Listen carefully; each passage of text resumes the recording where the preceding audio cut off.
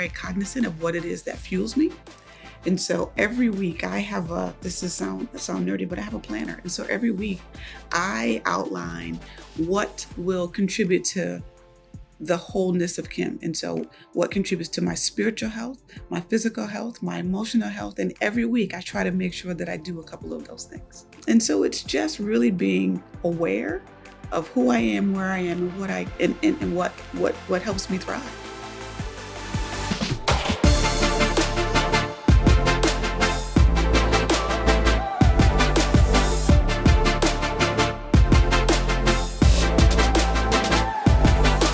Kelsey, it's a new day. How are you? I'm doing great. It's a Friday where we're recording. How are you? Doing great. You excited to be here? Very. All right. I think we have a great guest on today's episode. Episode of what? Campus Confidential? Campus Confidential. Secrets from Higher Education Leadership. Who is today's guest? Today's guest is Dr. Kim Harrington. She's at Georgia Tech. I'm so excited she's with us today. I think our listeners are going to learn a lot. And I want to just say a few things about her accomplishments because they're going to hear more about who she is as a person, but her accomplishments are really impressive as well. She serves as the chief of staff for the vice president of student engagement and well-being at Georgia Tech, and she's had lots of roles at Georgia Tech as well. Here, she had the same kind of role actually with the vice president for administration. She's a former student center director, and she was the chief human resources officer at Georgia Tech as well. So I think what we're going to hear today and people will hear today is this breadth of experience across the whole enterprise of higher education has helped her be a more reflective and good higher ed leader. I think we're really in for a treat today. I agree. And what I appreciate is her vulnerability, her willingness to share parts of herself from inside of work and outside of work and really from a place of authenticity. It's amazing. Yeah, she will help us know that confidence is wonderful, but sometimes there are other characteristics of leadership that are just as, maybe more important to being successful in a people-centric role as well. Agreed. Shall we listen to her? Let's do it.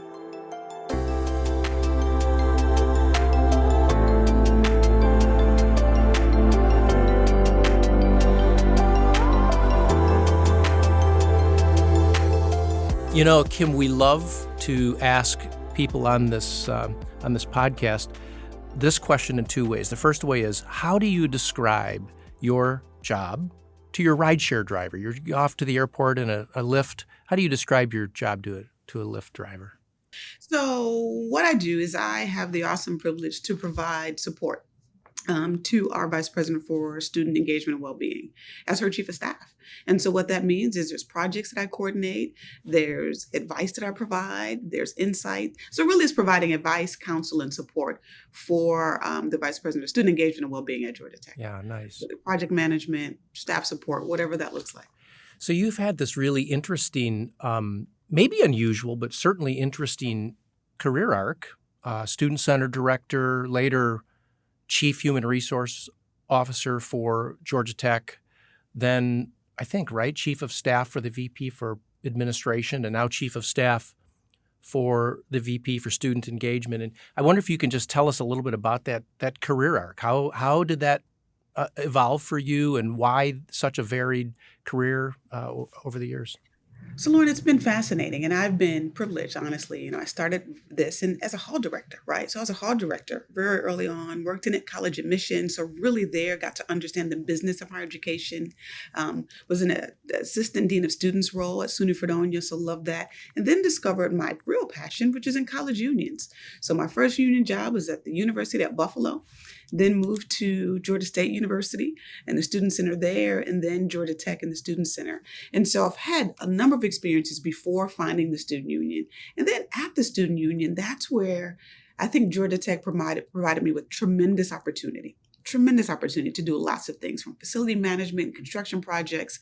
And so the human resources move was quite interesting. Let me say that. And so at the time, we were experiencing a transition in our human resources. And the vice president at the time said, I really want someone who understands people, prioritizes people, and who really, I think, can add a strong element of building community in that space. Again, your college union experience, the leadership that you bring, the operational experience will be helpful there, but I really need a people person leading human resources. So that was a temporary move. So moved to human resources for what I thought was a 6-month term, and it really ended up being 7 years. And so really supported Georgia Tech and led Georgia Tech through lots of transitions, COVID-19, a complete human resources platform transition. And after 7 years, I said, I really want to get back to a space where I think I can leverage my skills and talents differently. And had an opportunity to serve our executive vice president for administration and resources. Her name was Kelly Fox, to serve her as her inaugural chief of staff, which was a phenomenal job. She then found an opportunity at another university that was hard to refuse, and then found myself here in a perfect opportunity to come back to really kind of student affairs in this space and supporting this team and our vice president here in student engagement and well-being. So quite an interesting journey. So why chief of staff? Like, what fuels you to do this role every day? You know what I love about it? It's a little behind the scenes, right? And so it is not upfront. I've been there, had that experience, and really now want to do everything I can to support and undergird and also build community and team within the leadership. And so this is an opportunity. So student engagement and well-being is a team that is relatively new. And so our new vice president is our inaugural vice president for student engagement and well-being, which is really the combination of two large organizations. So student life and campus services. So campus services were traditional housing, student centers, parking and transportation, some of those auxiliary units, and combining our student life, counseling center, dean of students office, first year transition programs and all of that. And so bringing those two functions together to really have a holistic perspective and support on student success from that lens. And so the opportunity to be a chief of staff and support those teams and that staff as we support students is phenomenal. And also supporting our new leader. And so what attracted me to this role is really the pull back to students. What attracted me to my first chief of staff role was really the same thing, in connecting the dots between IT, facilities, human resources, real estate, and providing support to that leadership team as we, as a unit, administration and finance, really provided what I call the backbone or the spine or the administrative infrastructure for the campus, faculty, staff, students. It's A&F that really provides the framework by which the campus thrives.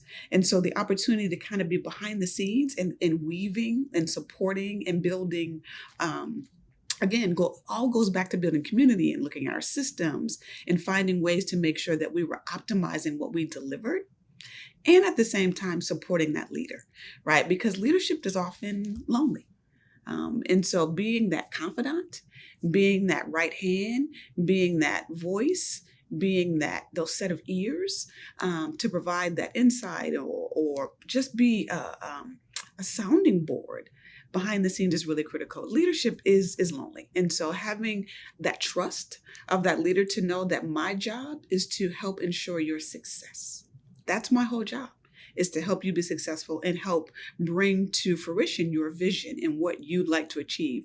And that to me is fantastic. It's a nice place to be. So I treasure the opportunity. I love that, and can hear the excitement in your voice, which is so refreshing in this day and age, because not everyone has excitement in their voice when they talk about work. So when you talk about building community and leadership, I think one thing Loren and I have talked a lot about, and with some others, is in higher ed, we don't do a great job of focusing on the people who are doing the work. We talk a lot about student success and student engagement. I will even say that was my talking points. How do we create student success? But I think we're at a place where how do we create a culture of success for the staff who can then provide those services and resources? So can you talk a little bit about kind of your philosophy and how you do that? Yeah, sure. It's really considering the people, right? And because what you do is really not who you are. And so taking the time to understand who you are and what you bring is really important. Taking time to do that. And so, you know, I think we sometimes get so focused on the output without really spending time focusing on who is helping to create that success. What skills and talents do individuals bring? And so I think my philosophy there is really taking time to focus on the people. We've had just a pivotal time in our just in our existence. There was a pandemic that impacted the world.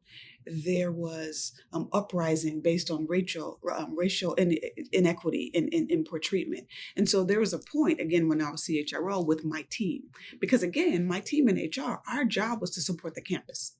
And so I said many a times, let's focus on us.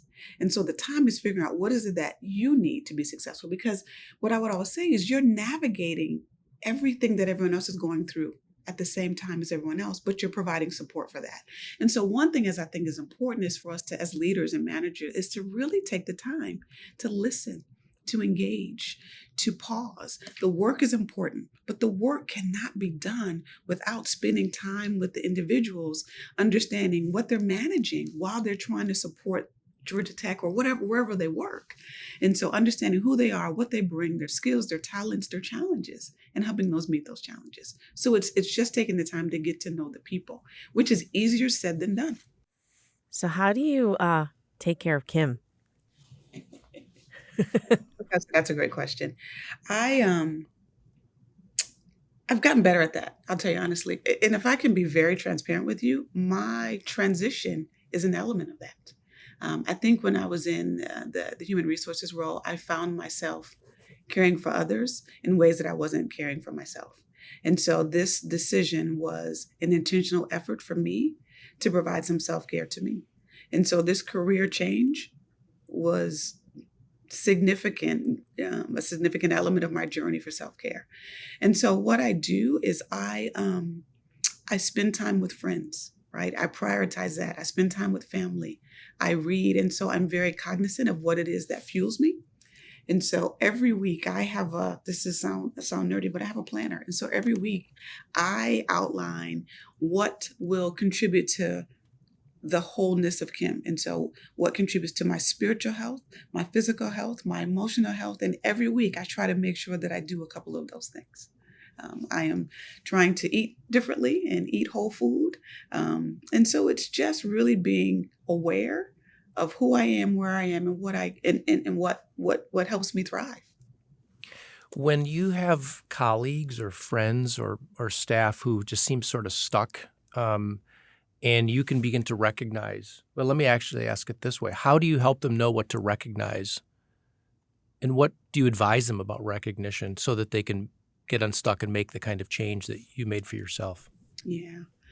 And so I think it's asking questions, right? But I think, Loren, it comes down to getting to know them. Because if you don't know someone if you haven't taken the time to get to know someone, you may not know when they're off or when something's off or something's not operating. And so I think the foundation is taking the time to get to know the individual and spending time in one-on-ones, in common conversations. Oftentimes we'll walk by and say, how are you? And don't wait until the person responds. So it's really waiting until the person responds and engaging. And even sometimes our response is, I'm fine, and saying, tell me more about that, right? Are you? And how can I support you? So it's that. And so when I recognize in someone that something is off, we pause whatever we're doing and we'll say, what's happening? Let's unpack it, right? And especially a team member, someone that's a direct report or a colleague or a peer, let's unpack that. What's actually going on? What can we do? How can I support you in that? And sometimes I can have a direct role. Sometimes I can have an indirect role. Sometimes I have no role at all. But it's taking the time and helping them think through what are solutions. Oftentimes we place pressure on ourselves to deliver, to get it done. And so it's nice to sometimes have someone who's willing to say, well, is there another way we can solve that allows you to take care of yourself? Mm-hmm. So that's often what I do. I think, my change was motivated by a lot of things. I have two sons who are in high school, and I didn't want to miss that. My father is 88, and as he ages, I am an only child. And so it's critical for me to be there. My father told me one day, he saw me just going from hither and yarn to, I was working and managing work and cooking dinner. And he said, hey, if you go down, this whole thing drops. He said, so I need you to make sure that you're good, because if you're not good, we're not good.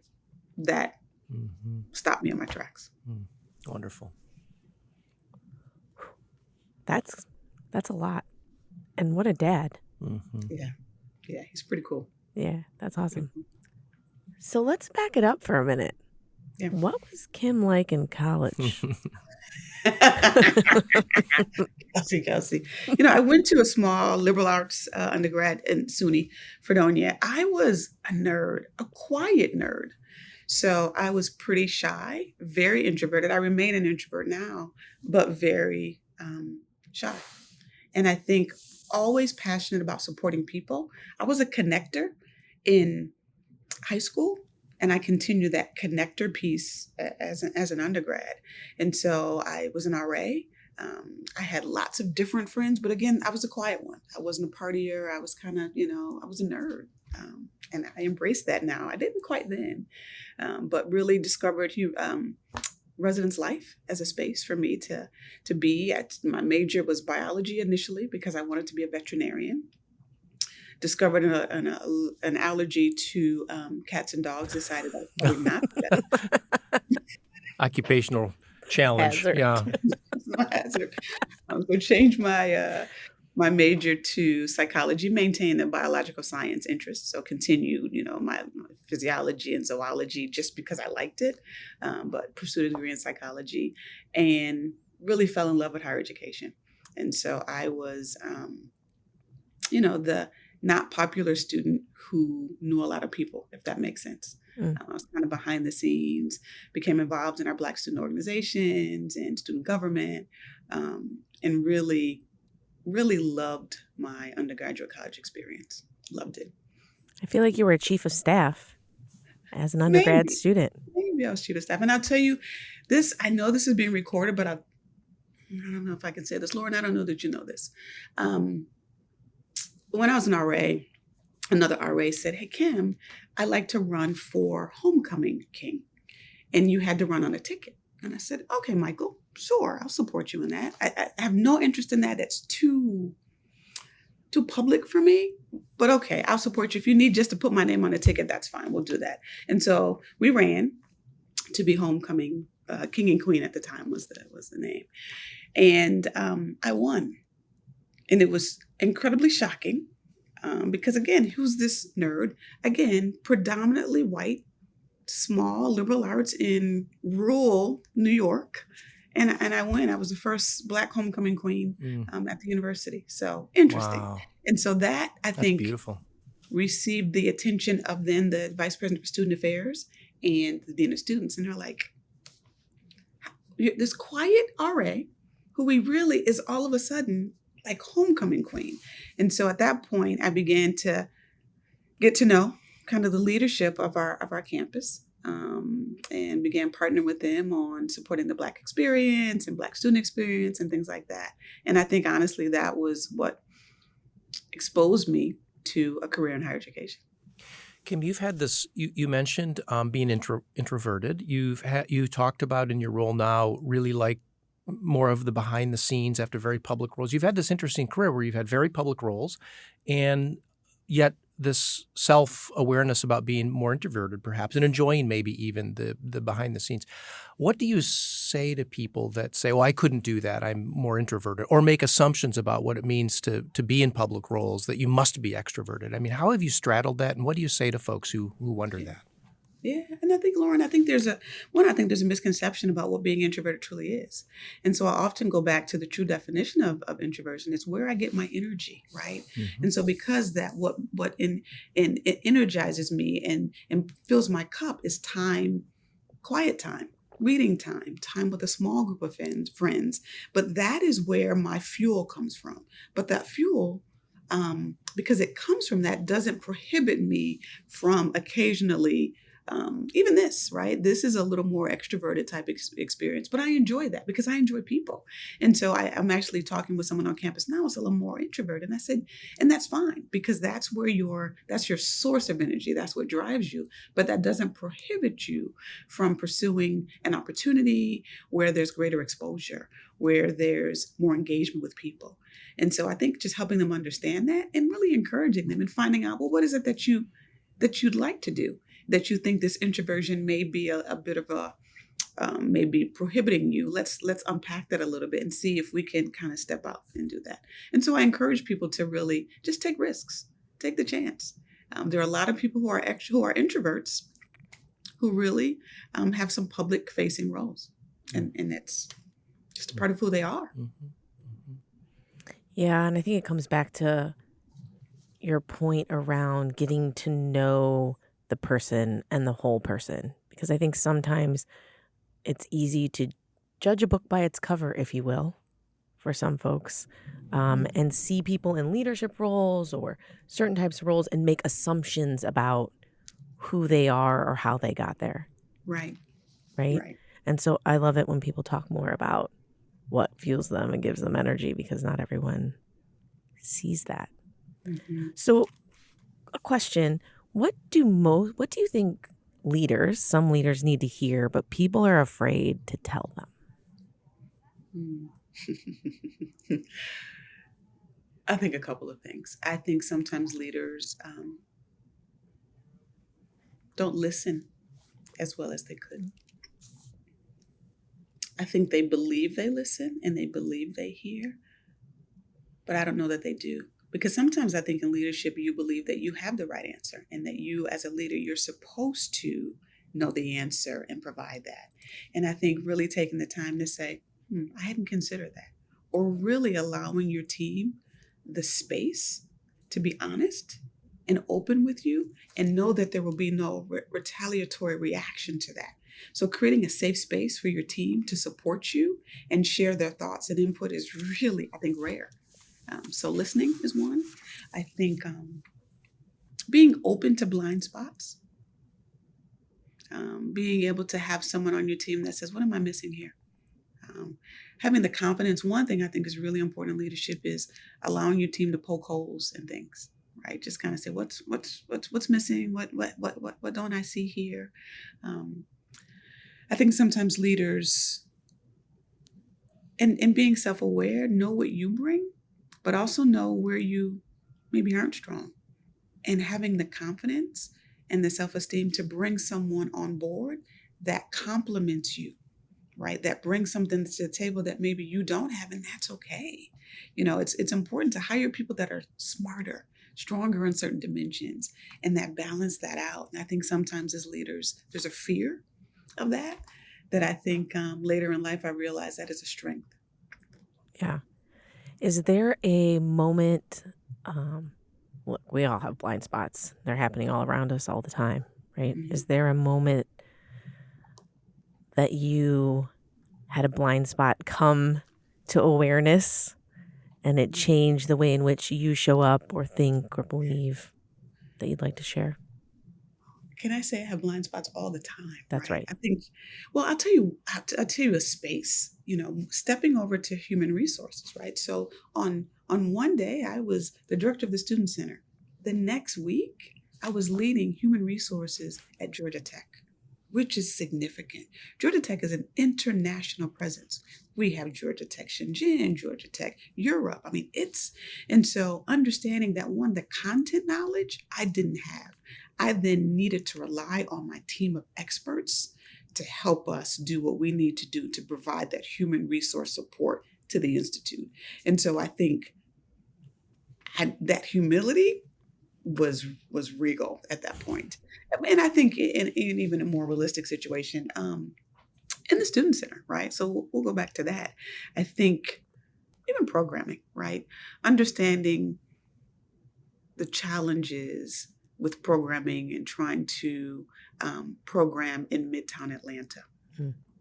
Understanding the challenges there. We are not a rural campus, and so we're often competing with, the concert venues and such like that. And so really hearing my programming team really describe the challenges of what that was, and allowing them to lead on that dimension and say, let's figure it out. How do we find our niche and what works for Georgia Tech in Midtown Atlanta that doesn't compete necessarily with the offerings of Atlanta? And so I guess that's not a great example, but that's there were so many, Kelsey, but that's one. Yeah. Kim, that transition you were just talking about is just so amazing from student center director to chief human resources officer. And what I'm imagining, this is maybe my thing, is we were talking the other day about imposter syndrome being a real thing.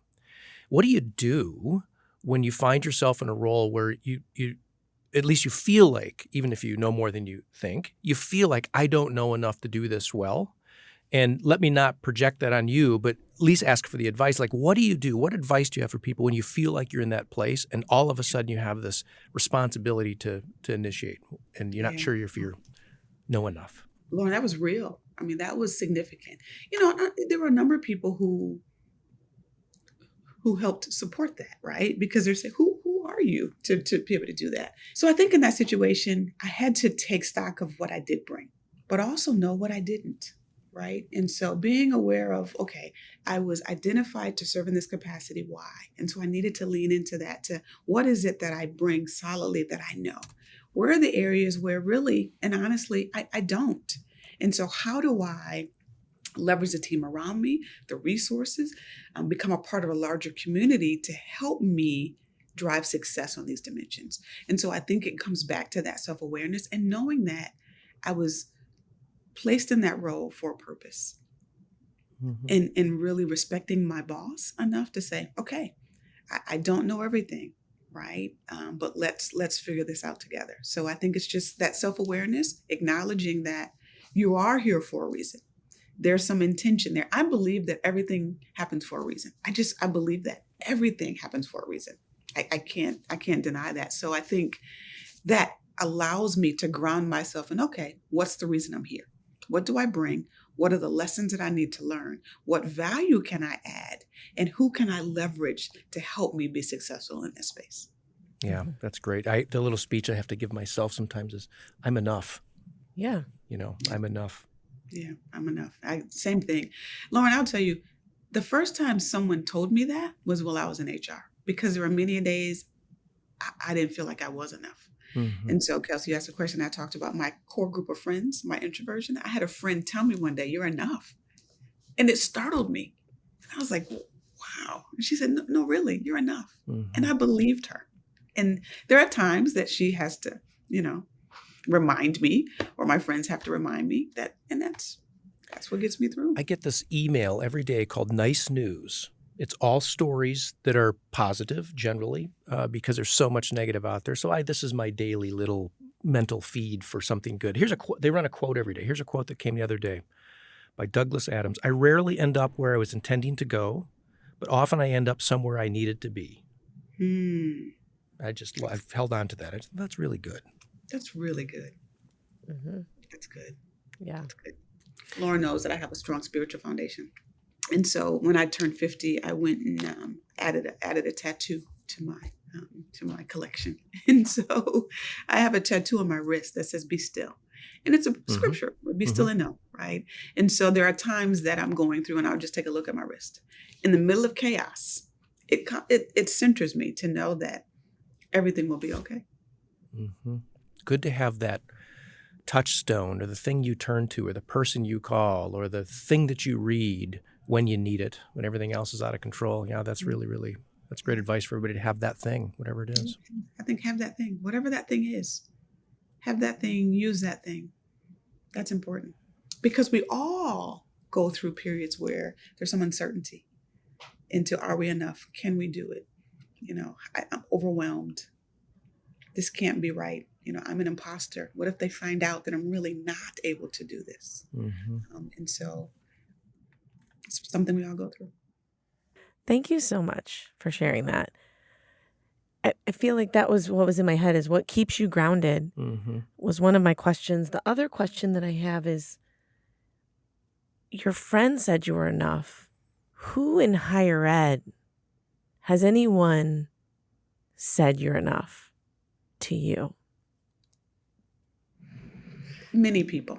I think I'm fortunate that there have been many people along the way who have said that I was enough. And so it starts back to SUNY Fredonia, right? And so I think I mentioned to you that the Vice President of Student Affairs, a gentleman named Robert Kuhn, was fantastic and a tremendous example and had a great walk around style. And so I learned a lot from his leadership in terms of how he engaged with his leaders. He trusted them, but he also walked around to get to know them.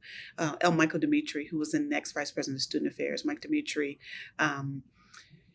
was my boss, right? And so as I was in residence life and admissions and then in the dean of students office, learned a lot from him in terms of just how to lead. And he taught me a lot of things and also told me that I was enough and that recognized what I brought to the table and valued it, right? And leaned into it. Barbara Cotta was a dean of students at University at Buffalo, raised me professionally to be a generalist and said, you can do, because I had no college union experience. Again, admissions, residence life, and she encouraged me to apply for a job and running really operationally the student union at University of Buffalo. UB's a big school. And I said, but I have no union experience. She said, that's not what I'm looking for. It is the inherent passion for students, student success, your operational eye, your integrity, and your leadership is what I want. You bring that, and that is enough.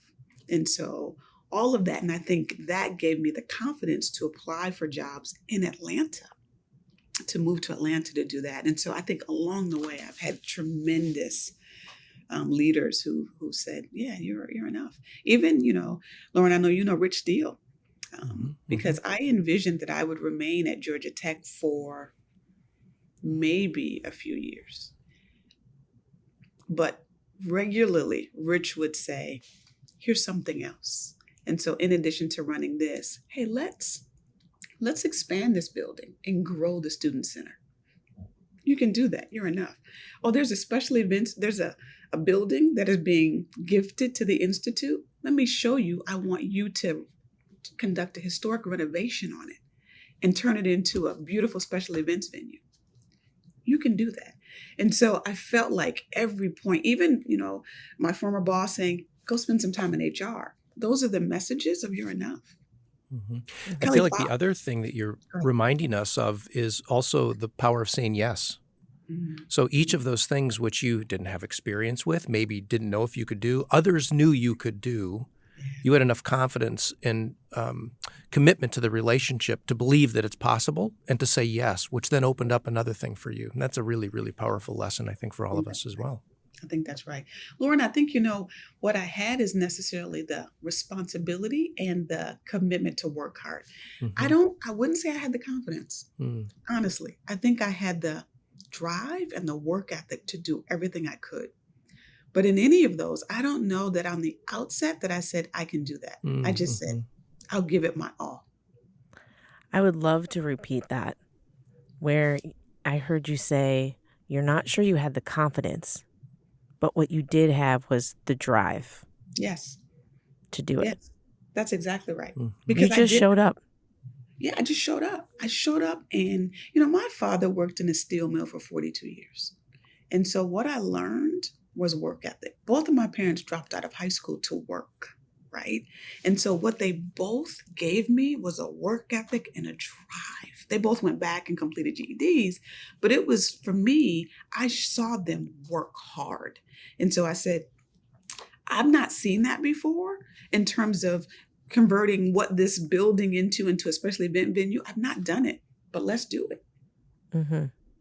And so it's the drive, it's the work ethic, it's the commitment, it's that grit or whatever that I just, I grew up in an inner city Buffalo, New York, right? So inner city east side of Buffalo, New York. And so it's just that drive to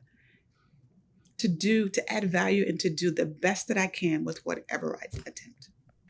I hear the people-centric core of you in the way that your colleagues at Georgia Tech noticed that in you and asked you, therefore, to be CHO, to be very people-centric. What I'm wondering is, where did you notice that drive, that work ethic, and leadership in places that might have been unexpected? Had a people-centered person not been in that CHO role, where did you see it on campus that maybe we don't always notice? Where did I see the need for it, or where do No, I see that it where did exists? you see leadership in places that it might have been unnoticed? Where did you see that drive and work ethic that are places that are overlooked that maybe, if not giving voice to it, would also remain overlooked? Yeah, I think, during the pandemic, it was very clear because we were determining essential and non-essential, like who was to come into campus and who could work remotely, that type of thing. I saw it in our police department. I saw it in our police chief, who was very cognizant and aware of what his team was going through and what they needed to endure. So I saw that leadership and care for people. That was phenomenal. I saw it in our residence halls. I saw it in our custodial teams.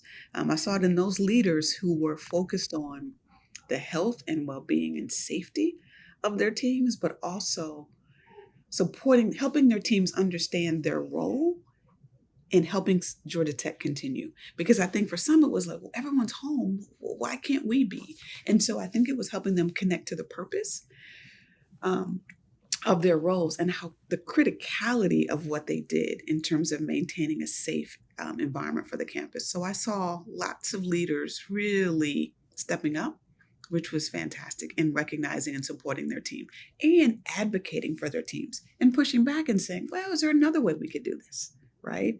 And so it may not just be this way or this way. What about this? Can we propose environments where, and so we work with them to say, everyone doesn't have to be there at the same time. Let's do flex schedules. Let's think about how we can support individuals and supporting their families, because there are times where the schools were not operational.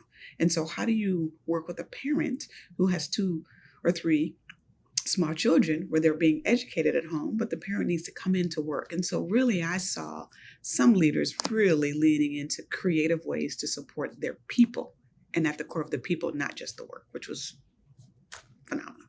Do you think we higher ed, we do an acceptable job of noticing leadership where it exists, recognizing, rewarding, nurturing even, or are there lessons that we need to now deploy differently?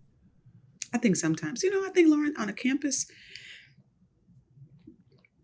sometimes, yes. Sometimes I think we do recognize leadership, and I think often that leadership is rewarded with additional duties. Right? Yeah, right. So I think that's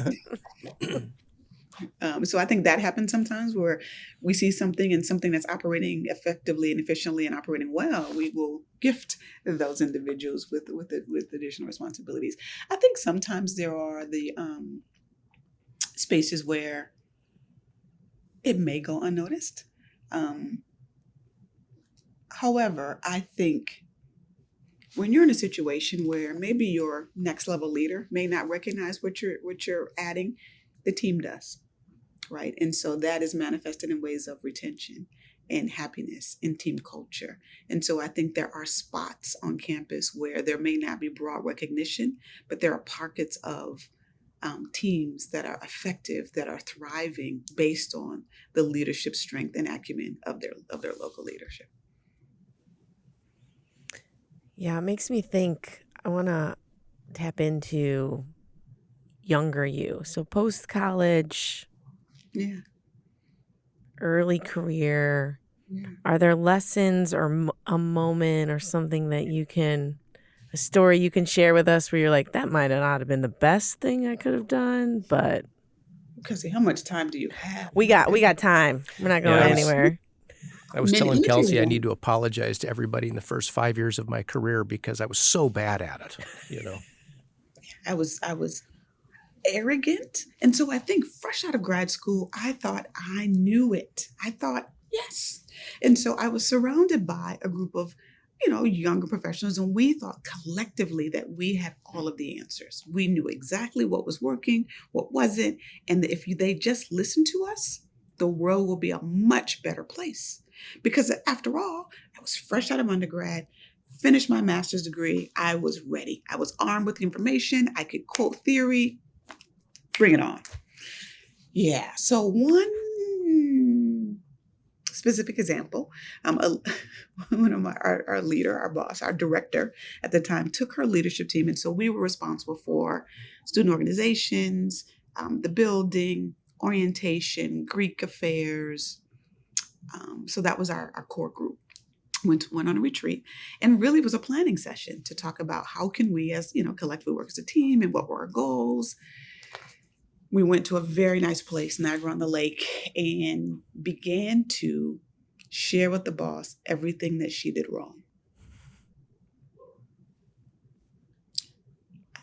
I don't know how we started, but we began to fuel each other and talk about how our areas would be better if we could just do X or if we could just do Y. I still shake, about it. But it was a time where we were just young, right? And we were frustrated, and we felt that we were being limited in terms of what we could do, because the vice president, which was, several levels above us, had ideas about how to operate, and we had different impressions and different thoughts and wanted to try something different. And so she listened to us politely, and I still commend her. I need to send her a text after this and apologize. But she heard us and said, I hear you. And what was great is that she didn't berate us at all. She listened and said, I hear you. I don't want to minimize your perspectives. I just want you to understand this is a lot larger than you know. There are elements of this that right now aren't clear to you. And so I will work with you to make sure that you understand the bigger picture. And we'll continue to do this. We'll continue to talk about this. She dismissed us early. And we all went home, and the next day we sent her flowers and such. And, but it was a lesson for us, because we all thought that if we walk away, this place will crumble. I remember us saying that, because we just thought we knew it all. And I think now things are just complex, and they're more complex than they are, than you imagine. There's funding complications, being in a state system, there's political implications, there's priorities that we may not see. I mean, there's people pieces. It's complex. And I just, as a young professional, didn't see that. So that's one really glaring example for me. I think there were others where I didn't know what I know now, right? And so I was an admissions counselor, and so really had a very different impression of the recruiting process and in terms of what that meant for families. And now really understand how it's important we make good decisions on the front side to make sure students can be successful, and also making sure that we set up resources and support structures to make sure that the students that we admit can be successful wherever we admit them. And so just, again, 30 years later, kind of looking back, lots of lessons learned in all of my areas of work, for sure. Yeah, I love that example. I sit and think many of lunch conversations with friends in my 20s at work being like, well, if we just ran the world, it would be better. And now we sit in roles where we're kind of running the world that we were judging back then. And it's fascinating to think about how complex it is. And I think one of the opportunities of leadership right now is, how do you help educate truly how complex it is? Because I feel like one of the missing pieces earlier on in my career was that transparency of what's really happening at the top. Yeah. And I'm not saying from everybody. I had some great leaders and some people that shared a lot of information, helped me learn and grow along the way, and tamper that expectation. But I just think the more you can share and help people earlier in their career, the better opportunity we have for better leaders for the industry long term. I think that's great, because I think if you can demonstrate that transparency and the reason why. And so what I would always try to do is share the why of a decision. If I made a decision, I would share, let me tell you why. Let me tell you the inputs. Let me tell you the variables that I'm considering here, because of course I'd love to hear your perspective. And ultimately the decision is mine as a leader, but let's talk about it. And then let's talk about how I arrived here and why I arrived here. And I think being able to share that is helpful. And also thinking through, again, I've only worked in state systems. And so understanding what our leadership has experienced. And so sometimes I would have conversations with my team members about, well, let's look at it through the lens of the president, right? And so he is balancing not only this, but this, and this. And he has to have, and I encourage a long view, because this may be something that we're focused on right now. But if we pick our head up a little bit and look 2 years, 3 years down the road, what's the best decision? And so really encourage him to think that way and kind of come out of the narrow view and broaden that lens a bit to look a little broader, I think is really, really helpful. Yeah, I loved your story too, because it reminds me of how much I've always appreciated leaders that were transparent with what they struggle with. It demystifies in some ways that they do know everything, which we would like to project on people. But I really appreciate when people say, here are the things I'm balancing or struggling with. And it reminds me of, I remember a point in my career too where we had just this massive exodus of housing with housing contracts. And I was brought in and supervised and asked to sort of help stem some of this. It threatens, revenues and bonds and these sorts of things. Well, what I found myself doing is trying to explain when those things would get appealed sort of up the line, so to speak, all the way at this place to sometimes the president, but often to the vice president. I was an assistant vice president. Is that the realities change for each of those people, from the hall director to the assistant director to the director to the assistant vice president. Everybody, the things they're balancing become a little more complex, a little more political. And so sometimes I'd make a decision that would be overruled by the vice president. And my staff would say, how could that be? And I said, what I had to think about myself and then help others understand is because her context and realities and politics are different than mine and different than yours. And so the transparency just helps when you hear that from other people, I think, too. So I love the story, too. It's a great lesson for us. It makes me think, as I'm sitting here, we think about how to think up and the complexity of what's happening up. But when you're sitting in a middle management, which most of people in leadership roles are, executive director, AVP, VP, all middle management at some point, how do we think down to how complex it feels to that new employee right now? They feel like they're juggling so much. So what's their reality? And how do we spend time in both directions? Yeah, that's a good question. Yeah, I think and I think one, trying not to forget what it was like, because I think sometimes I just had a conversation with a colleague yesterday about talking about the younger professionals coming in and how they want to rule the world. And it reminded me of me, right? And so I think in remembering that is important. But to your point about how do you balance that communication, I think it goes back to listening. It goes back to creating space. Creating space for people to really engage in that and taking the time, Loren, as you talk about, to describe kind of those, because I think those experiences and those and how that context changes and listening, to and asking some questions about, well, what do you think? How are you experiencing this? How does this feel to you? What resonates when you think about that? What are the things that you think are important for us to consider and walking that through? Anything else, Kim, that's on your mind that you want to, as we've gone through the conversation, that you're like, oh, I wish I would have said? There's so much, I'm sure, because I tend to be an introvert and reflective. In an hour, I'm going to be like, oh my gosh, I should have said this. There's one thing, you ground me. Because I stepped away from kind of student serving role, there's a photo that I have of 3 students. So when I came to Tech, I advised our Black student organization called ASU, African American Student Union. And so there were 3 presidents. ASU was in a difficult situation. Really, they were in debt. They were just an organization that was not highly regarded on campus. And so I took them on at that point and really supported the leaders in terms of rebuilding the organization. And so there were 3 presidents, and they put on a shirt and took a picture just for me, really to say thank you, right, for the years of their term. And so that picture goes with me everywhere.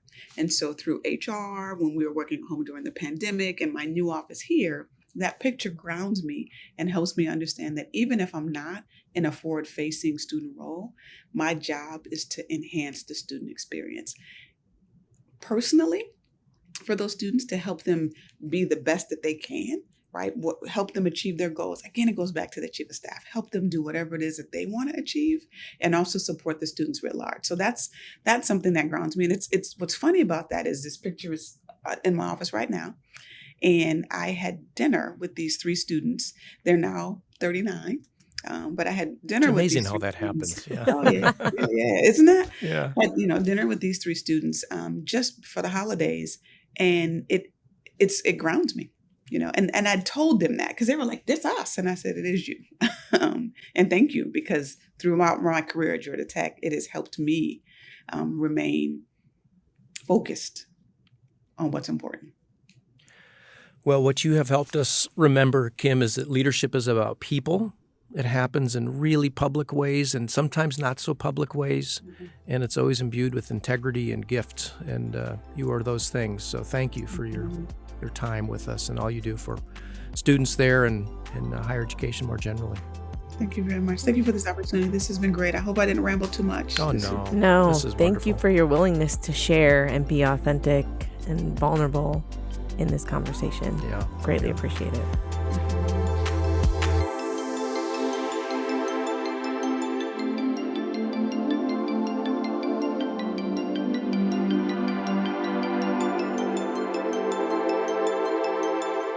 So we have one more thing, and I think we're going to call it extra credit. Seems appropriate. All right. So for this extra credit, what did you major in college? Well, mostly social life.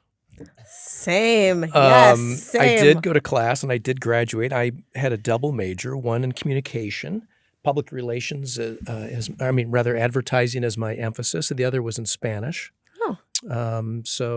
But that was the third round. I started in international economics. Okay. And that lasted until I took my first economics class and decided, I don't like this. And then went into journalism.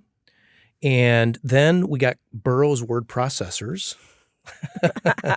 And it became the College of Communication. So, communication and advertising, really, in Spanish. Yeah. Excellent. Yeah. Parks and Recreation. Love that show. I will say I actually didn't realize anyone worked in higher education when I was in college. Like everything just happened around me, for me. It was my world. Everyone else was just living in it, I think, potentially. I worked really hard to figure out how I was going to bring a keg into my dorm room. Did you succeed? On the final day. Well, the plan was, Wait, you waited till the final day to bring a keg in? because I was like, if I'm going to get in trouble, I'm not moving back in. I was I don't think I'm first gonna week. I was like, I don't think. Well, no, we drank all of the time in the dorms, but this was like the big culmination, the crescendo of the 2 years. I had the whole plan, right? We all have, there's the carts that we rent out to students, right? Moving carts. And then you move in refrigerators. You move out refrigerators, mostly in big boxes that could definitely hold a pony keg. In case anyone was wondering, we measured it.